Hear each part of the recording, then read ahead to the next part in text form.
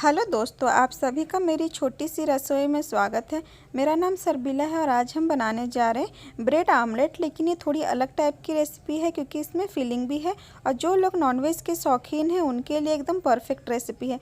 आप इसे नाश्ता में बहुत ही अच्छे से खा सकते हैं। तो अगर आप इसे बनाना चाहते हैं तो मेरे वीडियो को पूरा ज़रूर देखिए।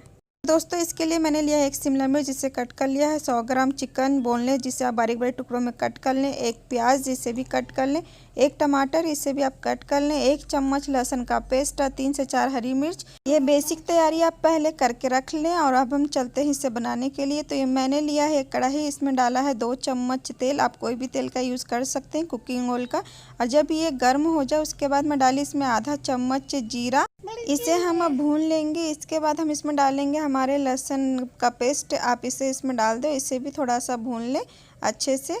अब इसके बाद मैं डाल रही हूँ इसमें हरी मिर्च, कटी हुई हरी मिर्च, और इसे भी हम थोड़ा सा भून लेंगे। फ्लेम को मीडियम रखिए और सारा प्रोसेस आप करते जाइए। इसी में मैं डालूँगी हमारे कटे हुए प्याज, आप इसे भी इसमें ऐड कर लें और इसे अच्छे से सॉफ्ट होने तक हमें भूनना है। जब तक प्याज हमारा सॉफ्ट होता है तब तक आप इसे इसी तरीके से भूनते जाइए और ये अच्छे से सॉफ्ट हो जाएगा। फ्लेम को आप मीडियम ही रखें और इस तरीके से आप देख रहे हैं जब थोड़ा सा ये सॉफ्ट हो गया है तब मैंने डाला इसमें कैप्सिकम। अब हम इसे भी अच्छे से 1 से 2 मिनट तक भून लेंगे। इसके लिए जल्दी भूनने के लिए मैं इसमें डाल रही हूँ नमक, जिससे कि हमारा प्याज और कैप्सिकम बहुत अच्छे से और जल्दी भून जाए। आप टेस्ट के अकॉर्डिंग इसमें नमक डाल दें और इसे भी एक बार आप मिक्स कर लें और इसे अच्छे से भून लें। इसे 2 मिनट लगेगा भूनने में, ज़्यादा टाइम नहीं लगेगा। अब मैं इसमें डाल रही हूँ हमारे कटे हुए टमाटर, आप इसे भी डालकर अच्छे से इसे सॉफ्ट होने तक पकाना है। तो इसलिए मैं यहाँ पे इसे ढक कर पका रही हूँ जिससे कि जल्दी से सॉफ्ट हो जाएगा। मेरा टमाटर थोड़ा सा कड़क था इसलिए।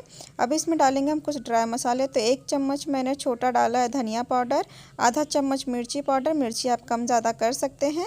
आप देख सकते हैं, आप लाल मिर्ची डालें। इसी के साथ 1/4 छोटा चम्मच हल्दी पाउडर डाला है मैंने और इसी के साथ मैं डाल रही हूँ आधा छोटा चम्मच गरम मसाला और इसमें हम डालेंगे आधा चम्मच कश्मीरी लाल मिर्च कलर के लिए। और इन सबको भी हम अच्छे से 2 मिनट तक भून लेंगे जिससे कि हमारा मसाला अच्छे से भून जाए।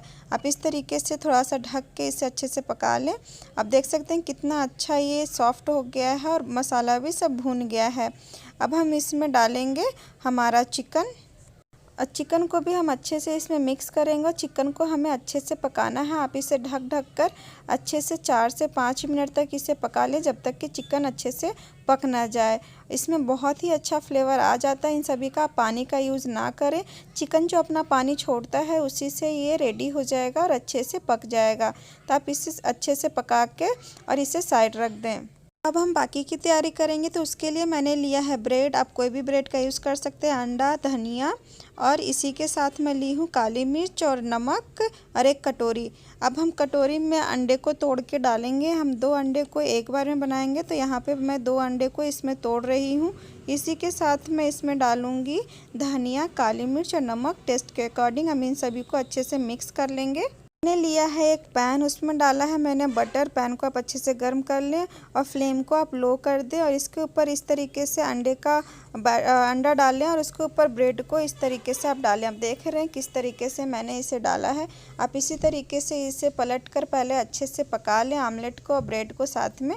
उसके बाद हम इसके ऊपर डालेंगे हमने जो चिकन तैयार किया था उससे एक स्टफिंग के रूप में हम इसे इस पर डालेंगे। और इसके ऊपर मैं डाल रही हूँ चीज़, आपके पास है तो डालिए, नहीं तो स्किप कर दीजिए।